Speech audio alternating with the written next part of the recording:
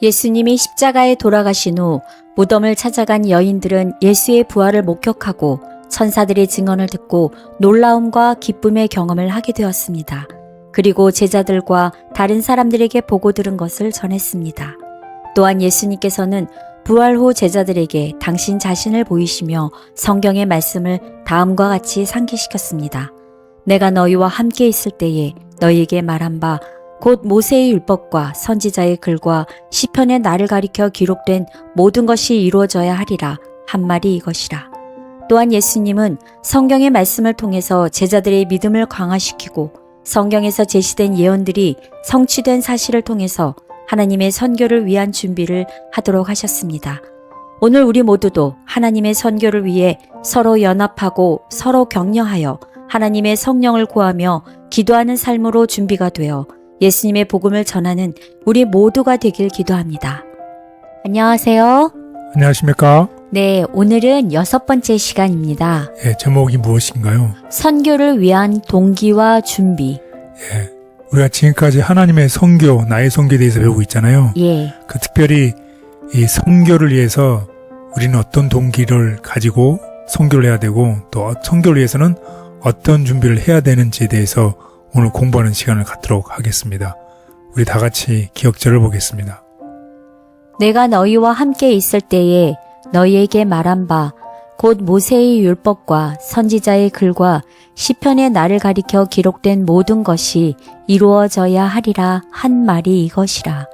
누가복음 24장 44절. 예, 이 기억절을 보면 이 제자들에게 하신 말씀이잖아요.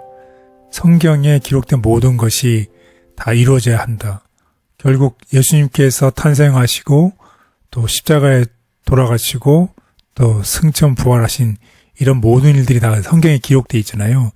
이런 것들이 다 이루어지는 것을 보면 어떻게 우리가 진실되기 때문에 이것을 선교할 수 있다는 이런 말씀이 되겠습니다. 이것은 제자들에게 한 말입니다. 그래서 특별히 오늘 공부할 내용은 선교를 위해서는 무엇이 필요하다. 준비가 필요하지요. 준비가. 그래서 선교를 계획하거나 선교를 수행하기 위해서는 준비가 필요한데 준비 없이는 어떻게 해요? 실패하는 거죠. 그래서 준비를 잘하면 정말 선교를 위해서 아주 성공적인 선교를 할 수 있다는 것입니다. 그래서 우리 인생에서도 가장 중요한 사명인 구원의 복음을 전하기 위해서는 충분한, 준비는 준비인데 충분한 준비가 필요하다는 것입니다. 그렇다고 하면 이 선교를 위한 준비를 한번 어떤 필요가 필요한지 한번 이 단계별로 한번 보겠습니다. 첫 번째 단계에서는 일단 우리가 과거의 역사를 되돌아보면서 옛날 사도의 역사들을 보면서 옛날에는 이 선교의 성공을 위해서 어떻게 했는지를 알아보는 거죠.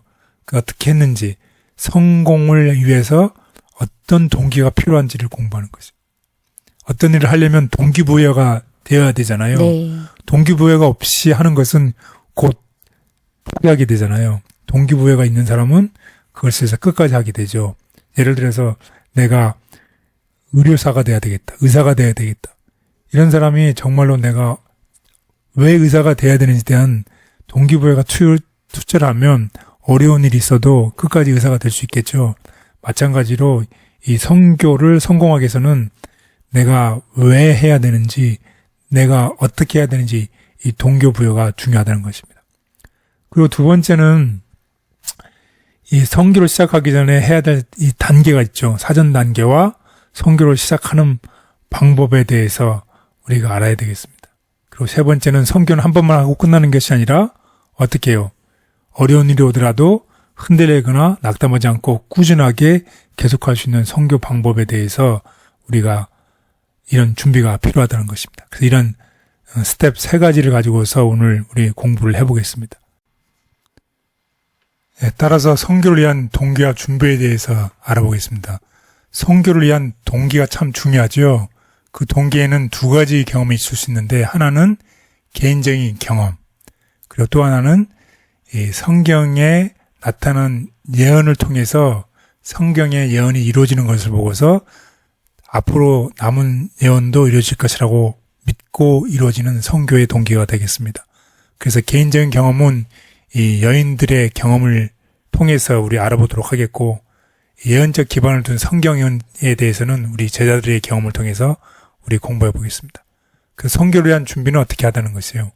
우리가 성령을 간구하면서 기도와 준비를 한다는 것입니다. 그렇게 했을 때 이제 비로소 이제 선교를 실천할 준비가 되어 있는 것이죠. 이제 드디어 선교를 실천할 때 우리가 모두 다 한 마음에 대해서 활동할 뿐만 아니라 실패하지 않고 꾸준하게 계속 할 수 있다는 내용으로 오늘 공부를 해보겠습니다. 그래서 오늘의 학습 순서를 보면 첫째 날은 복음을 전하기 위해서, 그 다음에 두 번째는 예언적 기초, 이게 선교를 하기 위한 동기입니다. 그리고 그렇게 했을 때 우리가 준비가 필요하죠. 선교를 위한 준비, 기다리는 거 선교라는 제목에서 우리가 기도에 대해서 공부를 하겠고, 그 다음에 그렇게 되고 난 다음에 드디어 우리가 선교를 할 수 있다는 것입니다. 그래서 너희가 십자가에 못 박힌 이 예수를 전하는 일, 그렇게 했을 때 초대교회의 모습처럼 이런 앞으로의 부흥하는 모습을 우리가 볼 수 있겠습니다. 첫째 날, 복음을 전하기 위해. 예, 선교를 하기 위한 동기죠. 복음을 전하기 위해서 어떤 동기가 흘렀는지 우리 공부해 보도록 하겠습니다. 다른 사람에게 복음을 전도하도록 이 동기를 부여한 요소가 무엇일까요? 다른 사람에게 복음을 전해야 되는 그 동기 부여의 요소가 무엇일까요? 예, 그것은 다름 아닌 예수님과의 개인적인 경험이 있어야 된다는 것입니다. 내가 예수님과의 개인적인 경험이 어떻게 했을 때 행복하고 기쁘고 좋았을 때 이것을 내가 나눠줄 수 있다는 것이. 그래서 개인적인 경험이 좋은 경험이 있어야지만이 된다는 것입니다. 그런 사람의 예가 누가 있나요? 예수님의 십자가에 돌아가신 후에 무덤으로 찾아갔던 여인들이 기쁜 소식을 들었죠. 그래서 이 여인들의 이야기를 통해서 우리 알아보도록 하겠습니다. 그리고 또 베드로가 있었고 또 엠마오가 갔던 두 제자가 예수님을 만났지요. 그래서 마음이 뜨거워져서 이 복음을 전했지요. 특별히 오늘 여인들의 포커스를 두고서 우리 공부를 해보도록 하겠습니다. 여러분이 다 아시겠지만 아직도 어두웠을 때 한 무리의 여인들이 무덤에 갔다가 무덤이 어떻게 비어있는 것을 알았지요. 그래서 천사들이 예수님이 부활하셨다는 소식을 이 여인들에게 알려주지요.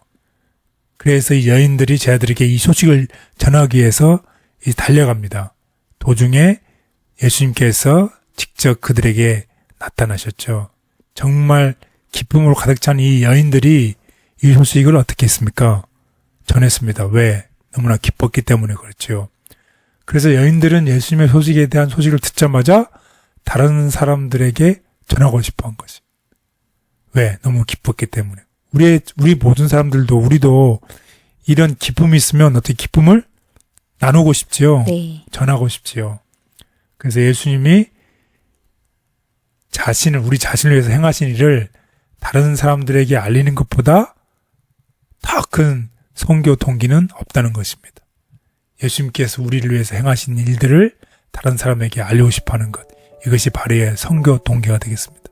결국 우리는 예수님과의 경험이 아주 중요하다는 것을 꼭 기억하시면 좋겠습니다.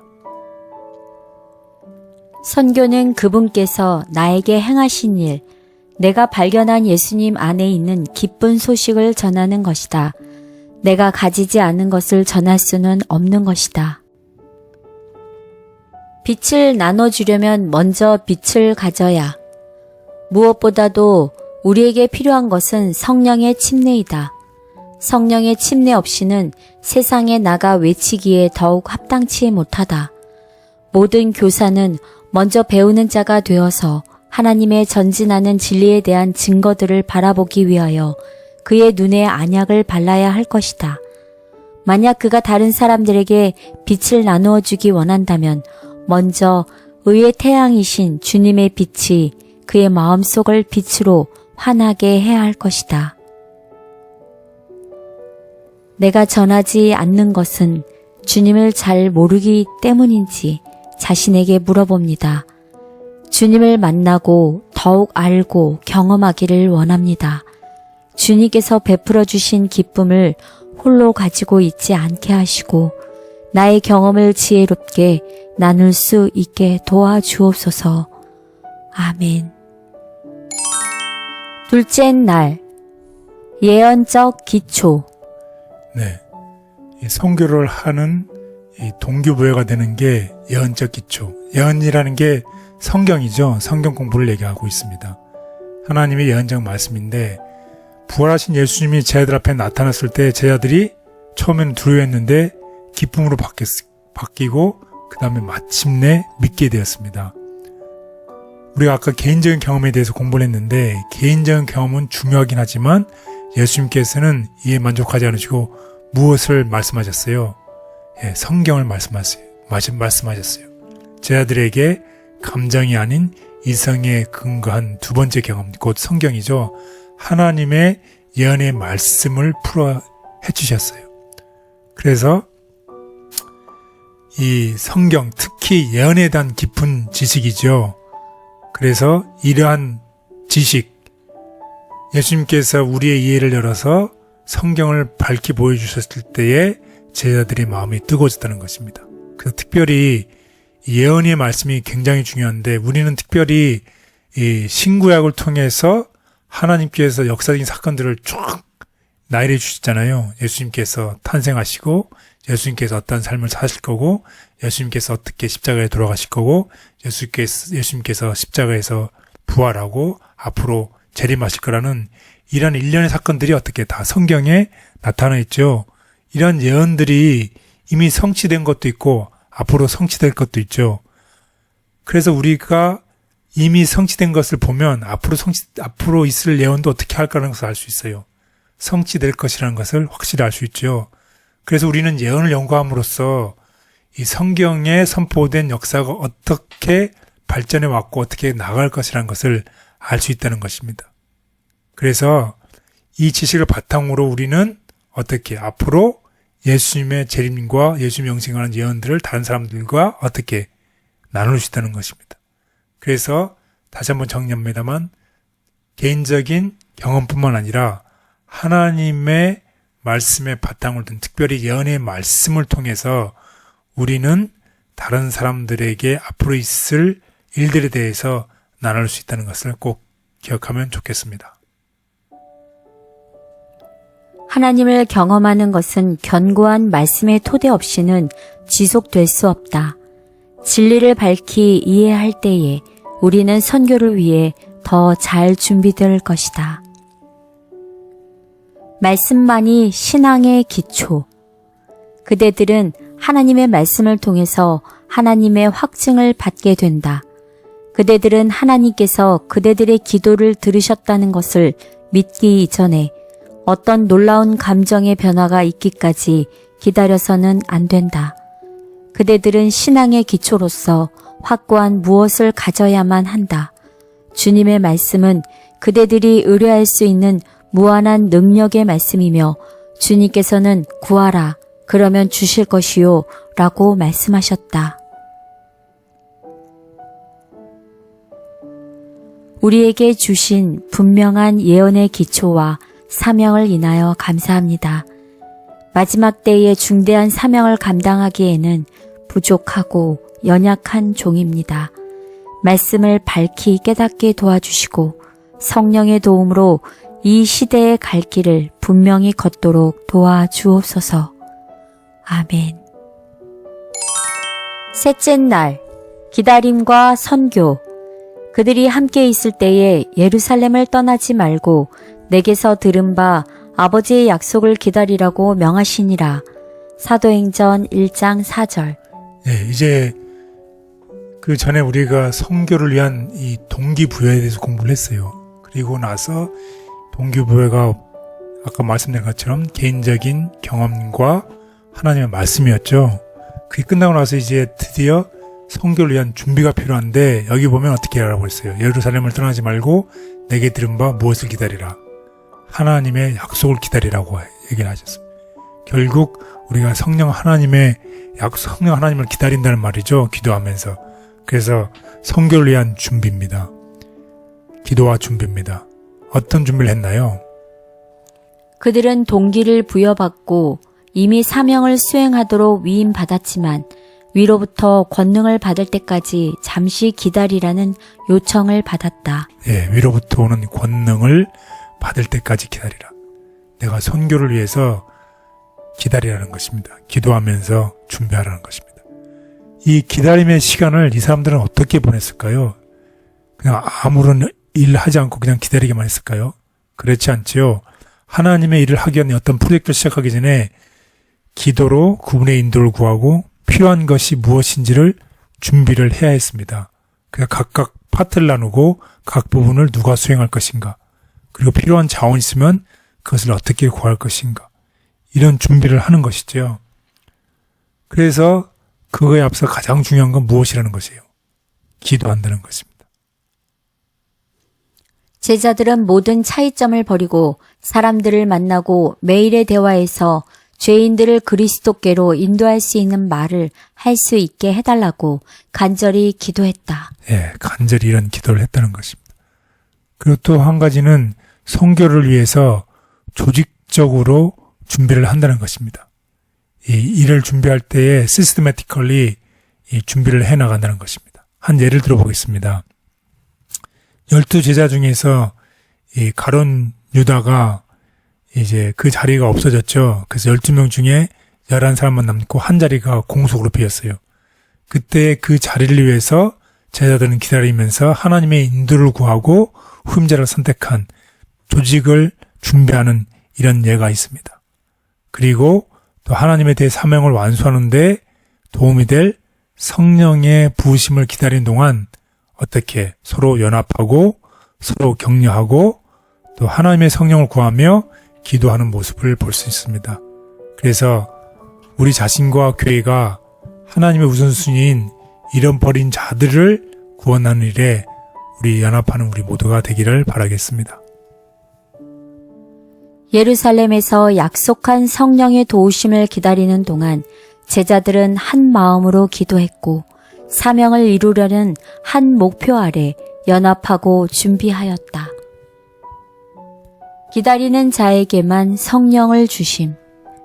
오직 겸손히 하나님을 섬기며 하나님의 은혜와 지도를 기다리는 자들에게만 성령을 주신다. 하나님의 능력은 그들의 요구와 받아들임을 기다린다.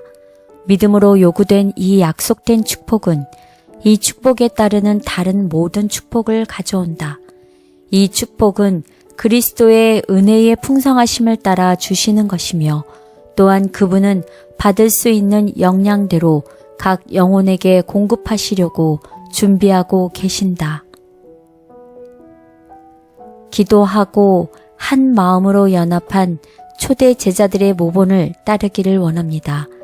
그들이 보고 들었던 예수님의 뜻과 음성을 저도 경험할 수 있기를 원합니다. 한 마음으로 분명한 약속을 바라보고 성령의 은혜로 연합하게 도와주옵소서. 아멘.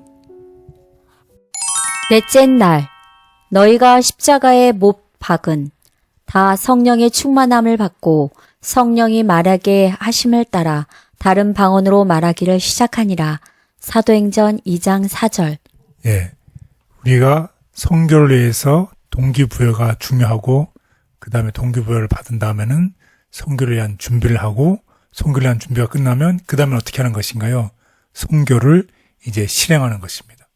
그래서 모든 사람이 다 성령의 충만함을 받고 성령에게 말하게 하심을 따라서 다른 방언으로 말하기를 시작하니라. 드디어 선교를 시작하는 거죠. 그래서 이 준비가 이제 완벽하게 이제 끝났습니다. 이제는 행동할 때가 됐고, 그러고 난 다음에 이제 모든 사람들이 어떻게 해요? 한 마음이 됐죠. 한 마음이 돼서 일치된 행동을 했습니다. 그리고 모든 사람이 각각 자신의 은사들이 있죠. 성령의 은사를 받았습니다. 그리고 이 은사들을 사용해서 예수님을 전하기 시작했습니다. 예수를 따르는 이들이 한 마음으로 성령과 조화를 이루며 협력할 때 예수를 십자가에 못 박는데 직접적으로 관여했었던 사람들에게까지 회개와 죄사함이 전해졌다. 예, 이것이 바로 복음의 능력입니다. 그래서 우리의 임무는 정죄하는 것이 아니라 예수님의 구원의 능력을 증가하는 것임을 기억하면 좋겠습니다. 예수를 십자가에 못 박은 자들이 회개하여 그를 전하게 된 것이 바로 복음의 능력이다. 그것은 우리가 성령의 역사에 협력할 때 갖게 될 놀라운 경험이다. 회개와 용서도 그리스도로부터. 우리는 믿음으로 하나님의 은혜를 받는다. 그러나 믿음이 우리의 구주는 아니다. 그것은 아무런 공로도 주지 못한다. 믿음은 우리가 그리스도를 붙잡고 죄의 치료제인 그의 공로를 힘 입는 손이다. 그리고 우리는 하나님의 성령의 도우심이 없이는 회개조차 할 수가 없다. 용서가 분명히 그리스도에게서 오는 것처럼 회개도 그리스도에게서 온다. 주님 십자가의 앞에 겸손히 자신을 내어놓습니다. 구주를 못 박은 죄 어찌할 바 모르지만 겸손히 주님의 용서를 구합니다. 용서하시는 주의 사랑을 전하게 하시고 부족한 종의 전도를 통해서도 죄인을 변화하게 하는 은혜를 보게 하옵소서. 아멘. 다섯째 날, 초대교회의 모습. 예. 선교가 실행됐을 때에 어떠한 일들이 일어날까요? 우리 초대교회 모습을 통해서 우리 한번 알아보겠습니다. 초대교회는 하루에 몇 명이 교인이 추가됐나요? 3,000명. 예, 하루에 3,000명이 침례받는 사람들이 생겨났지요. 예. 이렇게 했을 때에 이 교회가 감당을 못하니까 설교를 중단하고 새로운 교인들을 섬겨야 할까요? 아니면 새 교인 섬기기를 중단하고 설교를 계속해야 할까요? 예, 어떤 모습이 맞습니까? 설교도 계속하고 새 교인도 계속 섬겨야 되겠죠. 네. 예, 가장 정확한 답이네요. 예, 그렇게 하려면 무엇이 필요한 것인가요? 제자 훈련. 예, 제자 훈련이 필요합니다. 그래서 초기 기독교 교회의 핵심의 기능은 무엇이었다? 제자 훈련이었다는 것입니다. 새 신자들이 들어오면 반드시 제자 훈련을 시켜야 했다는 것입니다. 저희 현재 교회의 모습도 이래야 될 것 같네요. 예, 그렇습니다. 그래서 사도들의 교리와 교제를 계속 이제 배우는 것이죠. 결국 교리와 교제라는 말은 가르침과 동력을 의미하는 것입니다. 그래서 새 신자들은 예수님을 따르는 제자들의 삶을 보고 성경 진리대로 사는 법을 배운다는 것입니다. 어떤 교과서나 책이나 설교를 듣는 것보다 어떻게 해야 되는지를 이 제자들의 모습을 직접 보고 그것을 따라한다는 것입니다. 백문이 불여일견이죠. 아무리 하더라도 직접 제자들의 이 변화된 모습의 삶을 보고서 그 사람들이 따라한다는 것입니다. 바울이 이 사실을 알고 제자들에게 자신이 예수님을 본받은 것처럼 나를 본받으라고 이렇게 얘기를 하고 가르쳤지요. 예, 그렇습니다. 그래서 오늘날도 우리가 경험하는 그리스도의 실제를 우리의 이웃들에게 우리가 보여줄 수 있다면 우리 이웃들에게 분명하게 영향을 미칠 수 있을 것이라는 것입니다. 말씀을 듣고 나니까 사명감과 책임감이 갑자기 확 이렇게 느껴지네요. 예, 그렇습니다. 부담감도 많이 있고. 예, 그러니까 준비를 해야 되죠. 네. 우리가 다시 한번 단계를 보겠습니다. 네. 내가 왜 전해야 되는지에 대한 이 동기가 부여가 돼야 되고 동기가 부여되면 동기부여. 그 다음에 우리가 준비가 돼야 되죠. 네. 준비를 하는 일은 성령의 강구를 위해서 기도하는 것입니다. 네. 성령의 동기부여와 기도. 그리고 이 전도를 위해서 어떻게 해야 되는지 준비를 잘 해야 되는 것이죠. 그리고 하고 난 다음에 드디어 준비가 끝나서 선교를 실행하는 것이 되겠습니다. 그럴 때 그런 모습들을 통해서 준비하는 모습을 통해서 우리의 변화된 모습을 통해서 이 새로운 신자들이 들어왔을 때 그 사람들이 자연스럽게 우리와 같이 우리의 가르침과 동역을 같이 한다는 것을 꼭 기억하면 좋겠습니다. 그래서 열매를 맺는 길입니다. 자신을 중심으로 하는 생애에는 자라나는 일도 없고 열매 맺는 일도 있을 수 없다. 만일 그대가 그리스도를 개인의 구주로 받아들였다면 그대는 자신을 잊어버리고 다른 사람을 돕기 위해 노력해야 한다. 그대가 그리스도의 정신, 곧 다른 사람들에 대한 이기심 없는 사랑의 정신과 그들을 위해 수고를 아끼지 않는 정신을 받아들일 때 그대는 자라나게 되고 열매를 맺게 될 것이다. 초대교회 제자 훈련의 핵심은 가르침과 동역이었다.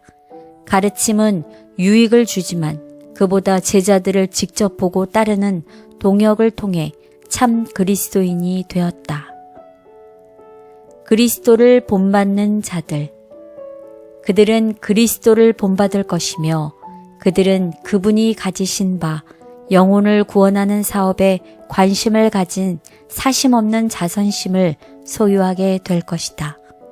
그리스도의 제자들은 그분께서 영혼들을 귀하게 여기시는 것처럼 그들을 귀히 여겨야 한다. 그들의 동정심은 그들의 사랑하는 구주의 사업에 두어야 하며 어떤 희생을 치르고서라도 그분의 피로 사신 자들을 구원하기 위해 애써야 한다.